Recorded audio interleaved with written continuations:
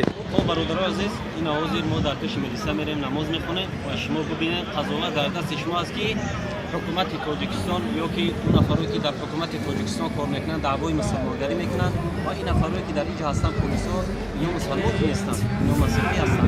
لیکن برادران عزیز حاضر ما قضاوت میکنیم مسلمانی خود در حکومت کار میکنن یک پلیس مسلمانی که در حکومت کار میکنن و همه اینا در نظر نداریم. بعضیش در حکومت تاجیکستان کار میکنن نمیگذارن که مردم در بیرون عبادت کنند نماز بخوانند و امروز در یک دولت آلمان در یک دولت دموکراتیک قرار داریم. باز پلیساش هم میبینیم که ما را یکون چیز میگه برای نماز خوانیم یا نه.